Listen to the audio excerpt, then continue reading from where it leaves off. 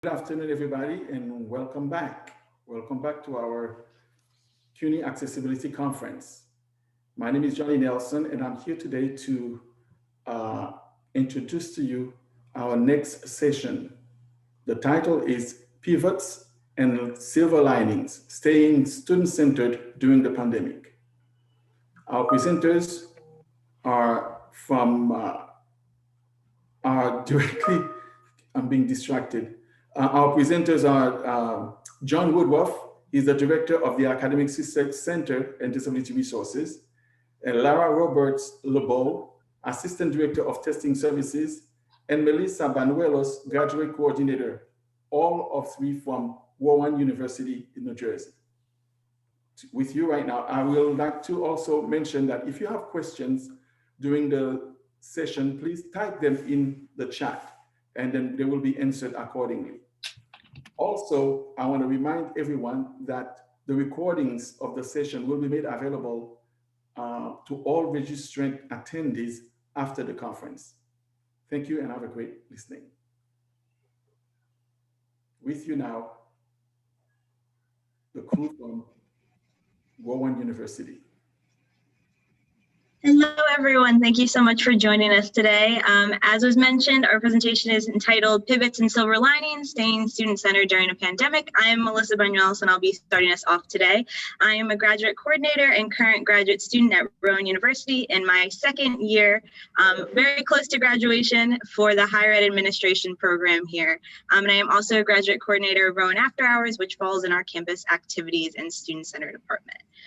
So to kick us off a little bit, we wanted to talk a little bit about Rowan. So we also wanted to just thank you for joining us. As we kind of mentioned already, that the session is going to explore the concept of pivots and silver linings, especially in the situation that we currently have been in since March of last year, obviously the pandemic. And we're going to talk a little bit about how schools and institutions across the country have been looking at campus programming, both physical and virtual, and how they're kind of rethinking that to look at best practices to support students and the overall student experience as a whole. Sorry if there's a delay here, friends. Like I keep delaying every time I try to switch. All right, so on this slide is a graphic that we actually borrowed from Rowan University. It is part of our strategic plan. Actually on the screen is our 4 strategic pillars, so I won't read them to you because they're very lengthy, but we just wanted to briefly go over and kind of discuss a little bit about what Rowan values, as it will tie in a lot to what we will be talking about for the rest of the presentation. So like I said, I'll just briefly go through a few of them. Obviously, Rowan, as many schools are very value very highly our affordability. We are a school that is making sure that we are committed to making the most affordable education for all students. And with that is access, not only in terms of affordability, but just expanding quality educational opportunities for all students, which is something that's going to tie in a little bit to our presentation as well. And just in general, Rowan has been going through tremendous change, not only since the pandemic began, but even before that. We're a school of rapid growth as well as rapid involvement. And with that, we strive to maintain the best quality and also look to be committed to our local and state communities. We're actually located in Glassboro, New Jersey, which is in South Jersey, and is located in an area that we like to say Rowan is a part of Glassboro because we are a part of the local community, and we like to make sure we're integrated in the local community as well. So with that, I'm actually going to pass it over to Lara Roberts LeBeau, who is the Assistant Director for Testing Services at Rowan University, and she's going to move us along as well. All right, thank you very much. So I'm going to be talking to you a little bit about, at this point, about sort of the psychological impact that the pandemic has had on all of us. I recently on social media saw a graphic that said, we are not all in the same boat. In this pandemic, we're all in the same storm, but some of us have luxury yachts, and some people are in a rowboat with one oar, and just trying to weather this storm. So Dr. Hartman, who's one of our colleagues at Rowan University, has surveyed faculty, staff, and students to see what impact this is having on them. This word graphic that you see here, obviously the bigger the word is, the more often we heard it from faculty, staff, and students. And I think that this graphic is helpful because although we're all going through this together, I think that it really shows that a lot of the commonality of the experiences that we're having. But I also think that if you're somebody who happens to be in a more privileged place as we go through this pandemic, it is easy to see the commonality and the overlap in here. This sample came from 1,690 students, 516 faculty, and 565 staff. So about 2/3 students, or I'm sorry, a little more than half students, and then faculty and staff. And we show you the source here. For some more, and again, I'm not going to read this, but just again, to kind of show you too, how things have evolved from spring into fall, right? So students are afraid, students, faculty, and staff feeling fearful, feeling stressed, feeling nervous, are experiencing mental health crisis or exacerbations of current conditions. Everybody's feeling like they've lost, well, not everybody, a lot of people are feeling like they've lost control. They're having trouble concentrating and sleeping. And I think that especially as we move forward and through this pandemic and start to return to our campuses and a more face-to-face environment, it's going to be really critical that we remember that these impacts are going to have a long-lasting impact on the students, the faculty, the staff, all of us. So as we move forward, we're going to want to keep the things that are helping us right now, but also bear this in mind as we move forward.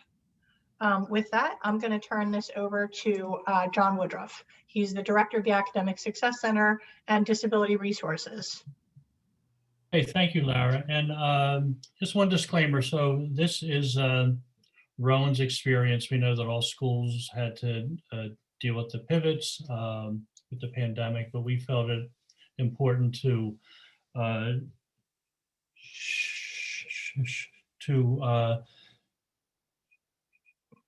share the experience that our school had. So, okay, so what Rowan did was we immediately extended our spring break for another week. That helped us ramp up to provide the technology that the faculty needed to transition to online. Also, the students too. Again, I know that all schools had looked at what technology needs that the students had as well. Also, the university didn't make any knee-jerk reaction to go online for like the whole next year. Like we definitely like went online in the spring, but we were already having many discussions about what the fall would look like. And so we stayed in touch with students, with faculty, incoming students, with the parents as well. Next slide. So one of the things we also did too was we provided the pass no credit option that I know that a lot of schools did, which I think did take the pressure off some students who had their academic experience turned upside down mid-semester. All the staff, we also went remote too, so it was looking how to pivot to these virtual meetings, getting used to being on mute, to unmuting, like learning a new skill. What we did was we actually, we're in the student affairs division, and we kind of looked at our current staffing patterns, what departments could have staff that could be reassigned to help out in other areas, which was really helpful. That's still happening today. Lara will be discussing more of that. Also, the university was able to roll out a new academic program for the fall 2020 for what's called Rowan at Home, where students could live on campus if they wanted, but take their courses online, or they could live at home and take their courses online. And the students that chose that option with the fall 2020 were able to lock into a reduced tuition price too. In addition, the university had many online information sessions for students, parents, incoming students, parents, and we've been transition, I think, to, or transparent to a fault, because if we didn't know the answer as to like what the fall was going to be like, or the spring, we would let the audience know that. And those university-wide update meetings would have the provost, the vice president of student affairs, and the dean of students, and they're still happening as well. And the other thing I want to mention too, so my role is I oversee disability resources, military affairs. We've had many meetings since the pandemic started with faculty, with students, with parents as well, to discuss resources that a student needs to be successful both in and outside the classroom.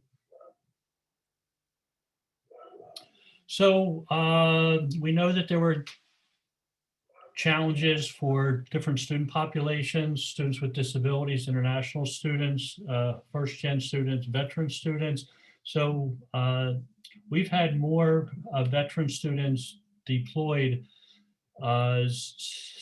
since hurricanes Sandy, and that was with the pandemic. That was also with what was happening in Washington, D.C., and then now still so with the vaccine rollout. So, and the challenges for some students remain in that the move to an online or hybrid. So again, we've had many meetings with students, with professors, and looked at the options. I do want to mention too that we are a residential campus, and we were able to designate one residential building for students that came down with COVID-19 during the academic year. So the student had an option to move to that residence hall that was just for students that were students that needed to quarantine, but also if a student wanted to continue with their studies while they were quarantined. Some students did choose to go home as well. So with the pivot, the admissions started doing our virtual presentations. Of course, we canceled the orientation like most schools did. In July last year, we did have campus business days for new students that needed their ID numbers or placement testing. That was one of the options that I think was on the table. But again, New Jersey, like many states, there would be the weekly updates from the governor of the spike with the numbers and all that. So like we would always follow the, like what the current rates were, and then the university would kind of follow suit. And then with the onboarding of new students, that was virtual pretty much, the advising, disability resources, military, and Lara's area testing.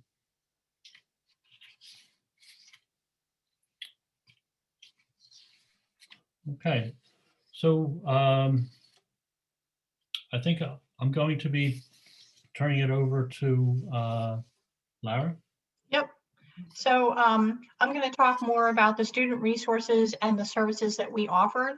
As far as testing services goes, testing services primary mission is to provide accommodated testing for students who are registered with disability resources and approved for things like extended time, a distraction reduced environment, a reader, or a scribe.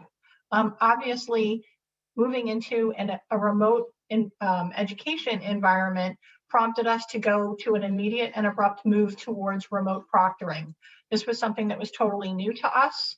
And so like everybody, we all had to jump on at the time it was Zoom bandwagon. Then there was some WebEx. And now I would say it's pretty much a 50-50 split. And it seems like some people like Zoom better and some people like WebEx better. That led us to virtual meetings. We had virtual meetings with students who had concerns about their testing, about their proctoring, about their accommodations. We had students that had exacerbated conditions, physical and mental health crisis that needed to have adjustments made to their accommodations. And also just to be reassured that although they weren't on campus, the people that they've depended upon to be part of their support system were still here for them, that we were all in this together, and that we would continue to support them as best we could and work with them to find innovative ways to support their growth and their academic progress. So we instituted new procedures for proctors to offer testing in person by the end of last summer. So we had a period from when we left campus in March through, my best recollection was that it was about the middle of August when we started to welcome students back in on a very limited basis. And in order to do that, we of course had to reconfigure the testing center to meet the 6 feet guidelines. We had to put up new signage to let students know what the expectations were. We actually installed a remote screen monitoring system that we had not had in the past. Our testing center is fairly small considering the size of our institution, and we usually have about 24 seats. So we usually live proctor those physically. But of course, because we couldn't get right in there with the student, touch the keyboard, and then have the student touch the keyboard, we were able to make a procurement of a remote monitoring and screen controlling system. Another hurdle that we had to overcome almost immediately was to reassure both the staff and the students that it would be safe to come to campus, or as safe as we could make it, right? Because nothing is 100% safe at the moment. So what we did was we met as a group, my proctoring staff and myself. We started off with a meeting outside. We talked through where the areas of concern were, and we came up with procedures and protocols that we felt met these CDC's guidelines, but also went above and beyond in order to help people feel comfortable. We did dress rehearsals. So what we did with those was we actually practiced having people come in and take the tests as a student would come in to take the test. And then we had people that we were, allowing the proctors at that time to practice. And I will say, even with all of us being on the same page, even with us all being in colleagues, it was very tense, as I'm sure all of your returns to campus, if you have not already started doing it, you'll find that it's just a very stressful time. We had team meetings, and I will say that I feel extremely grateful to have the leadership that I have at Rowan that supports me in supporting the team that works with and for me. I'm very, very lucky that I have a group of committed individuals that really believe in the mission of the testing center and really work together to make sure that we felt comfortable with each other and that students felt comfortable, safe, and supported. In order to accomplish that, we combined our resources with tutoring. Tutoring went fully remote in March, and they have not returned to it. There's basically no way that they've been able to come up with where they could all feel comfortable, safe, and supported for live tutoring. So that's been fully remote and actually has been really well received. I'm going to talk about that just a little more in a minute.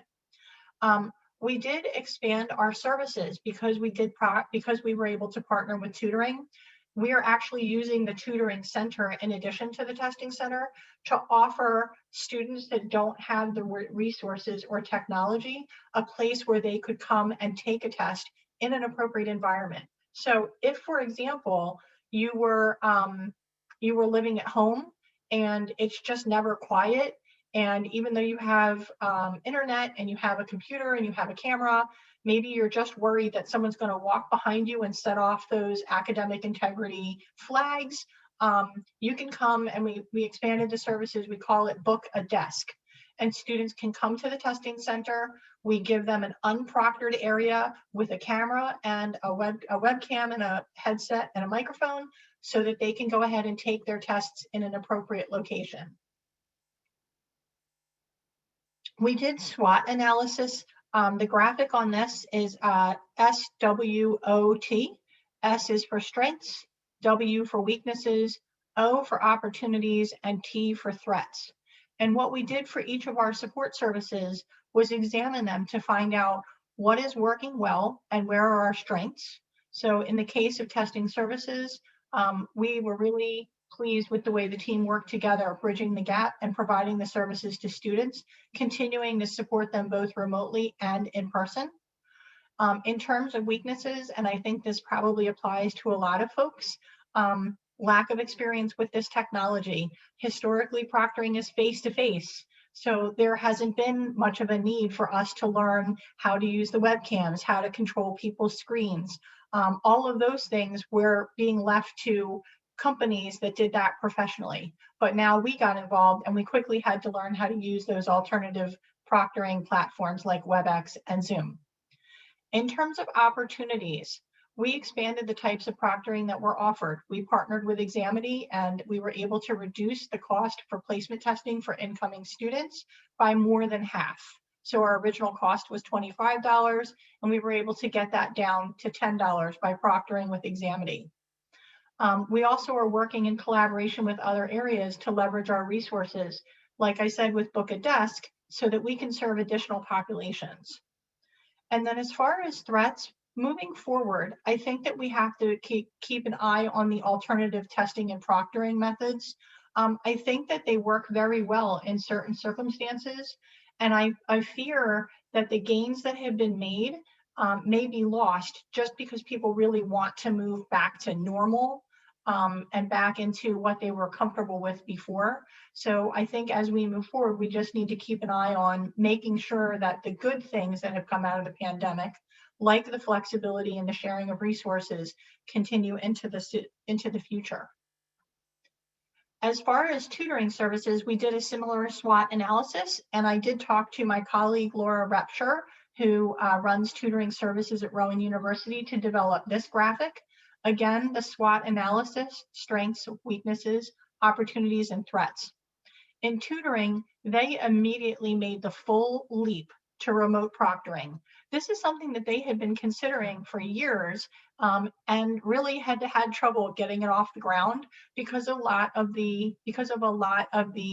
logistical questions. For example, whose laptop would be used? Where will the tutor sit while they're doing the remote tutoring? What if the student doesn't have an appropriate location? There were just lots of logistical questions that I think that the conversation had slowed down, but because of the new environment we found ourselves in, everyone just had to jump in and it was very successful. In terms of the weaknesses, tutors and tutees quickly as well had to adapt to these online platforms and document sharing methods. And there was initially some resistance to this because both the tutors and the tutees struggled with how to remotely slide the paper back and forth, right? If you imagine a tutoring relationship where you have the tutor writing something out and then the tutee maybe solve a problem and then the tutor would be able to see that. But they've been able to overcome that. And they've been able to find other resources that they can use to assist with that. In terms of opportunities, an amazing opportunity came through and a grant was offered to expand and offer professional tutoring in addition to the peer mentoring and peer tutoring that is our regular tutoring method. if this is successful, and so far it appears that it will be, we're hoping that that grant is going to turn into a permanent source of funding so that professional tutoring as well as peer tutoring will be something that can continue into the future. One strength or opportunity together is that with the online tutoring, no-shows, so students who make an appointment but then don't arrive for it, have decreased dramatically. And we all can see that it's much easier for a student who needs tutoring to just log on to their laptop or computer and be there for tutoring, as opposed to having to get up, get dressed, travel to the tutoring center, maybe find parking if they're not a residential student, navigate their way in. All of those things that can be barriers for everybody, but especially people who have mobility issues or anxiety or other health concerns that make it more difficult and challenging for them to move themselves from their location into the tutoring center. Those no-shows have decreased dramatically, and student satisfaction with their tutoring sessions has increased. Threats in terms of returning to campus, the concern is that the tutors are very reluctant right now to return to face-to-face. Rowan has made the announcement that so far there will not be mandatory vaccinations. I know that there are other colleges and universities, especially within the state of New Jersey, who have made the announcement that all staff and students will have to be vaccinated in order to participate in face-to-face opportunities. And the tutors are really worried about coming back to campus without that. The other thing is that when the tutors and tutees do come back to campus, because we have better utilization of tutoring services now, the concern is that they've already outgrown their space, and they're concerned about whether there's going to be sufficient space for them coming back. That's going to be an additional pressure. And I'm going to turn it over to Melissa.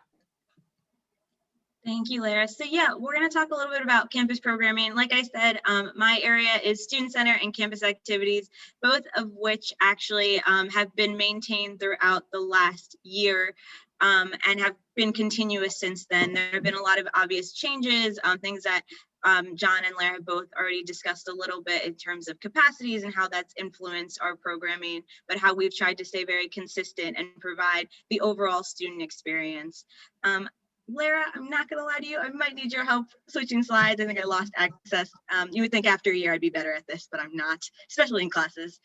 So we're gonna talk a little bit about student center campus activities, my specific area.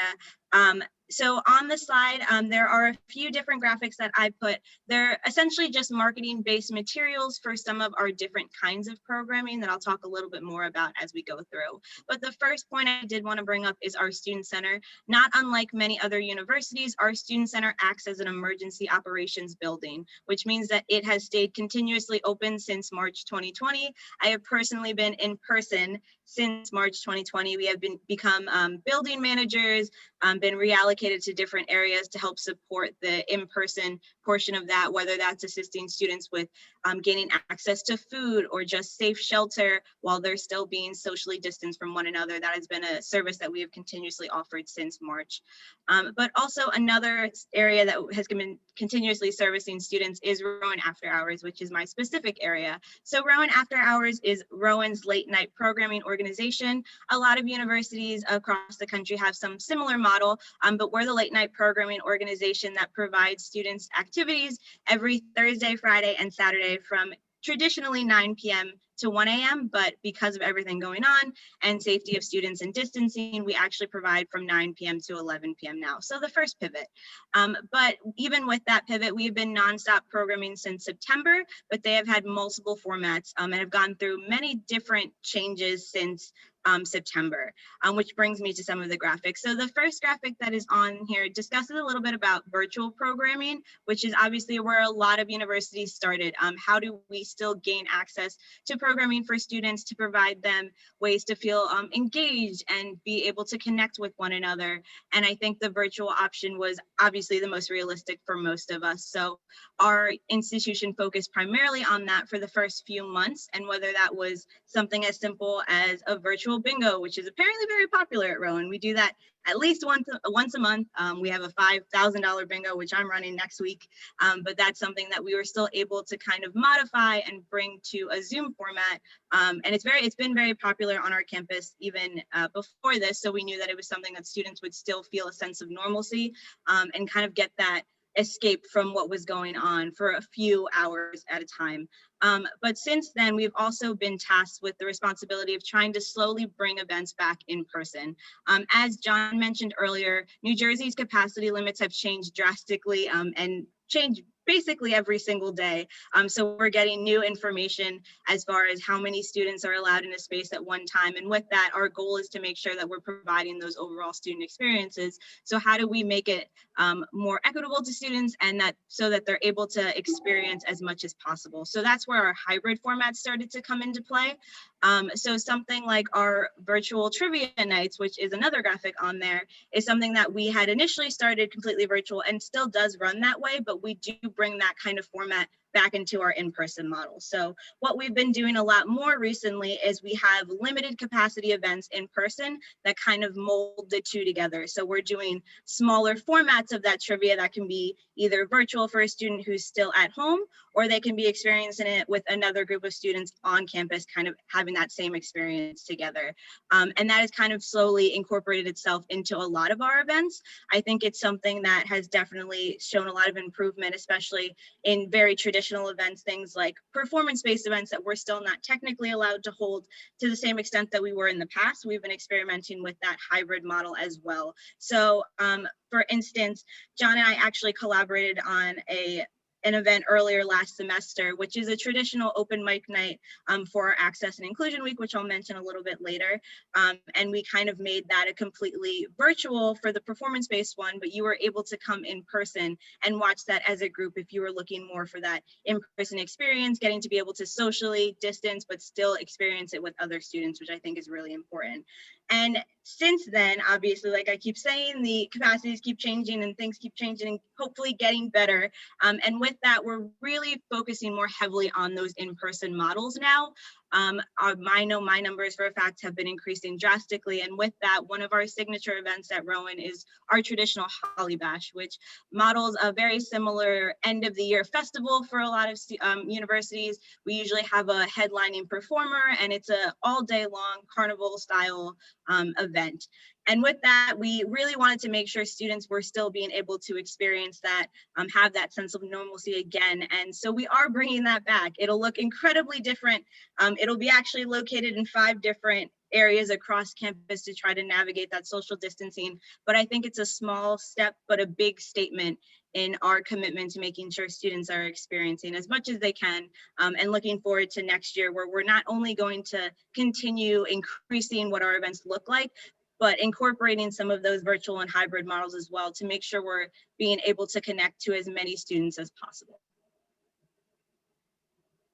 And along with that, I think what's really important for Rowan as well, we like to use the hashtag Rowan Proud. And I think we're Rowan Proud for a lot of different reasons, but we wanted to make sure that with everything going on, we still showed our students that they could be Rowan Proud as well and look forward to some of those signature events. There's a graphic on the screen of May 2020, which was our first in-person commencement since the pandemic had started. Fully masked, having a great time, and hopefully that's what it looks like this year as well when, fingers crossed, I graduate.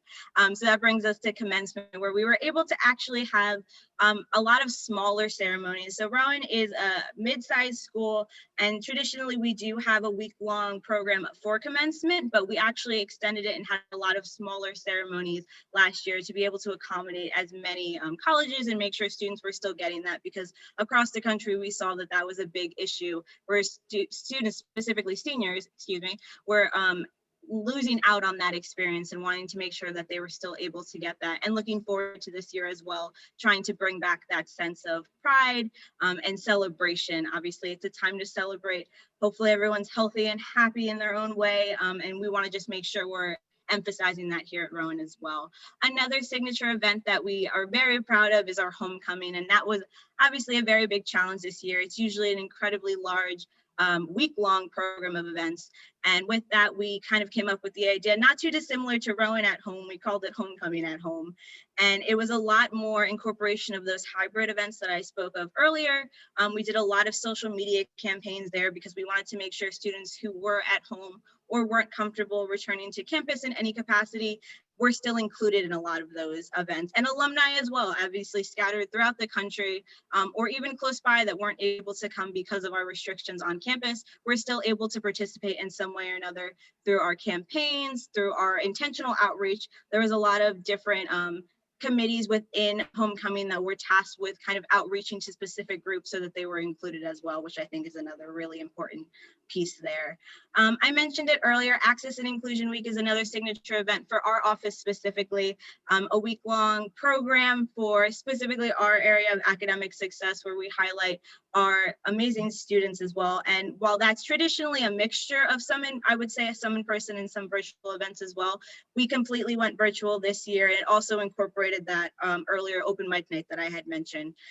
We saw a lot more, I think, club and student involvement with this because they were able to take the time out of their busy schedules because we were virtual now. So I think that's something that is really important to note as a silver lining as well, being able to have students be more accessible at different times because we're kind of accommodating to their schedules, but also making it easy for them to just hop on a computer and talk to us for a little bit. So we were able to really highlight a lot of different student groups, which I think is really great for that.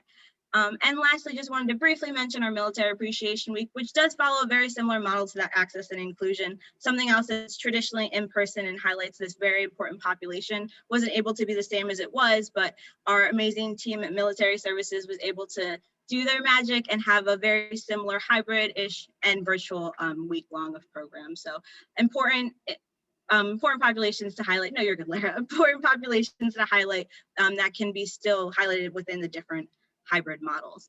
And also just wanted to quickly mention something that we also did, which was the importance of staying connected. I've mentioned it a few times already, but I think club meetings were something that we've seen have been increased and are able to be more accessible again because of the virtual format that we're in. So something that we have at Rowan is a pet therapy program.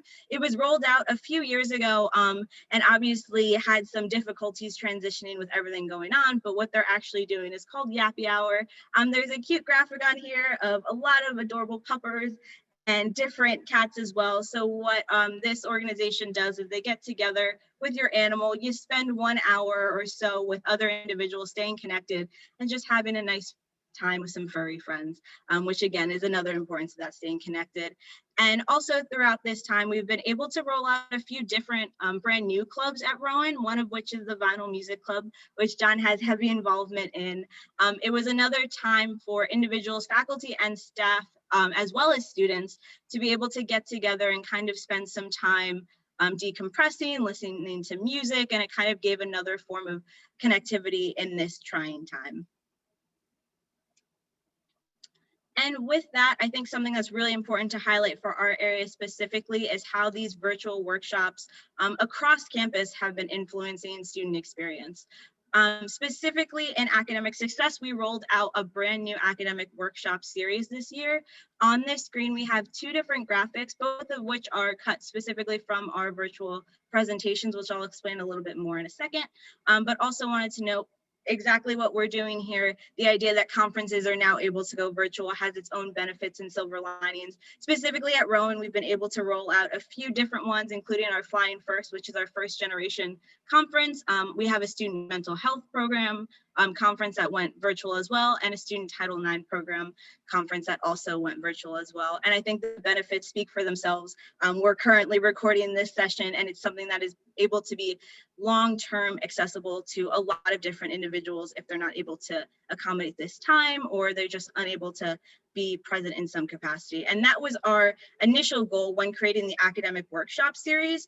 The idea behind that was to be able to present academic workshops, which typically in the past haven't been able to be rolled out to a lot of students because of their inability to access them. We wanted to make sure that even in this time, we were still providing those resources to students. So what's the best way to do that? Exactly what we're doing now. For example, I was working on my thesis last night and I was doing data analytics and I'm not great at data analytics. So the first place I go is YouTube to teach me all I need to know about SPSS, which is exactly what our idea was when we created this academic workshop series. Essentially, we have co-collaborators across campus presenting on different areas that are of interest to them and that would be of interest to students.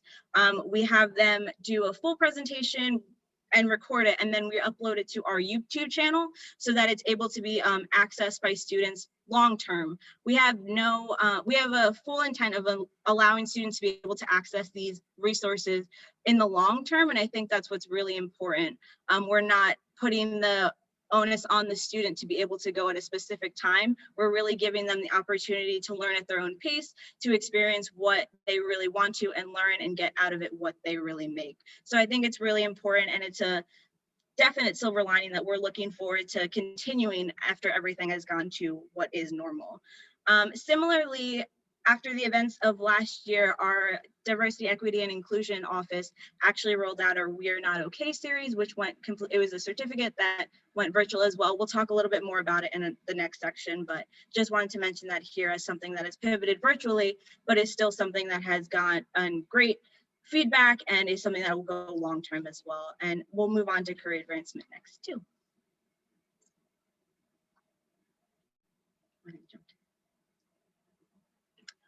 Well, I'm not sure if that's that's a glitch on the slide. I'm so sorry. totally fine. I could just jump from. Oh, perfect. Try that. There you go. Okay. So just to talk very briefly about our Career Advancement Office, like many schools across the country, Career Advancement here is an office that's incredibly underutilized by students, and their ability to pivot virtually and kind of learn new resources and adapt in this world is something that is definitely meant to be highlighted here. I think especially as an upcoming graduate student, the job market obviously is very different now. And while I can continuously talk to a lot of colleagues or other individuals who have experienced it, the world is just very different. And with our office specifically for career advancement, they have been working hard to learn different adapting job strategies, trying to be able to teach students what this form of interviewing might look like. Obviously, it is something that is probably going to stay for a lot longer. So they've definitely pivoted there as well. And just continuously helping students in this time as things are continuously changing in terms of the job search as well. So we just wanted to highlight their incredible work there in terms of their virtual events as well. And I'll pass it back to John for our last part. Thank you, Melissa. So our university has a division called Diversity, Equity, Inclusion. Many schools have a chief diversity officer. So this new division, it's 2 years old, and with the pandemic, next slide, please. I think we all saw last spring too was almost like the perfect storm because with the pandemic, there was also the George Floyd murder. And so the We Are Not Okay series was a virtual series where we brought together not just the faculty, staff, students from the university, but law enforcement, the religious congregations, also many social justice personnel too. So it's a great opportunity, and to be able to do that programming and to continue that virtual is a silver lining that we definitely wanted to mention. Next slide, please.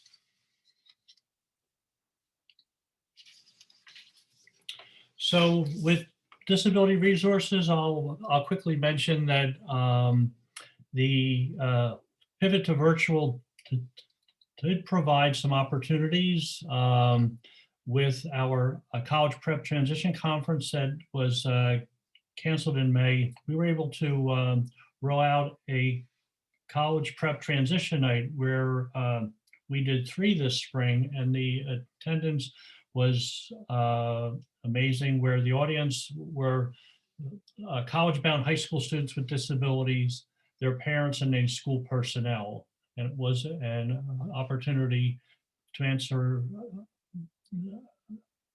questions that the audience have, but also to present how Rowan values the partnership with students and parents with the transition to college, so that the students have the information they need to make an informed decision where to go to college, what accommodations they need, and the best fit with their major. Students on the autism spectrum. So that's been happening for years, but to be able to offer this in a virtual environment at no cost really increase the access,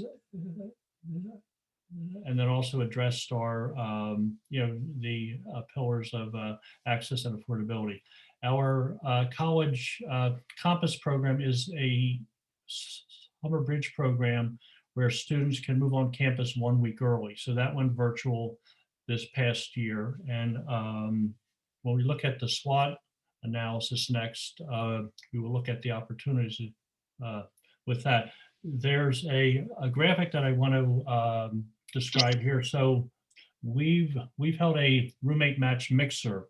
So each spring, as students pick their housing for the next year, some students need help with that process. So with Melissa's town in creating this, we were able to hold this event online so students could meet one another and look for a compatible roommate. Next slide, please. So Lara described earlier that the SWOT analysis is what that is, the strengths, weakness, and the opportunity threats. So for disability resources, we looked at two areas: our college prep transition conference and our college campus, the bridge program where students move in 1 week early. And the strengths that I see strengths as a silver lining, where it's an opportunity to kind of still provide the programming at no cost and to involve parents. We're a school that really values the parents' involvement with students with disabilities. Like with the HARPA release, but it's really been helpful to provide the students the resources that they need with the onboarding and the decision-making with starting college. Some students do prefer the in-person, which we know that whether a student has a disability or not, as well as the need for these socialization. So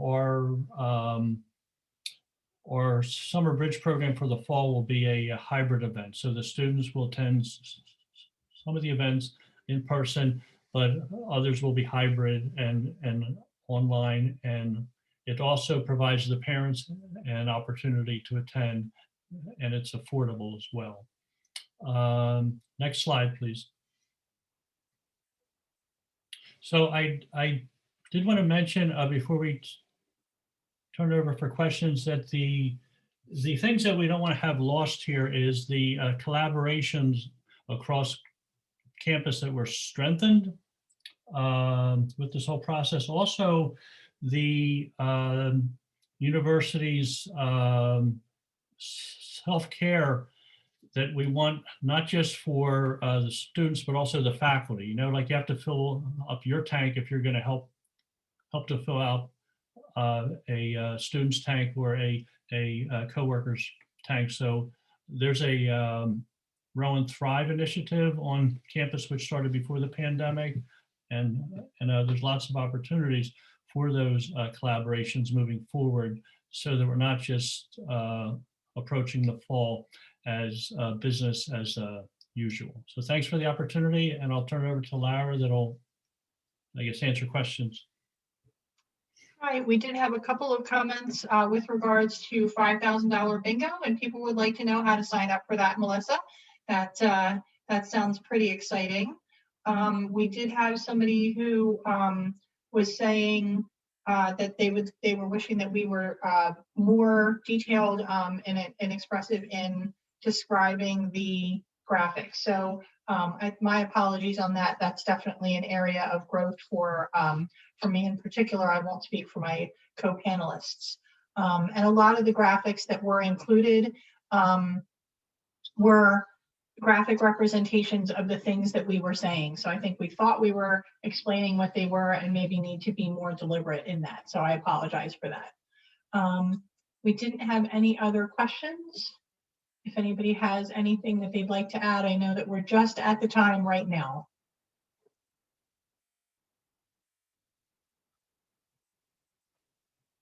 Okay, it doesn't look like we have any other questions. So I thank you all very much for joining us and for giving us your time and allowing us to bring this information to you.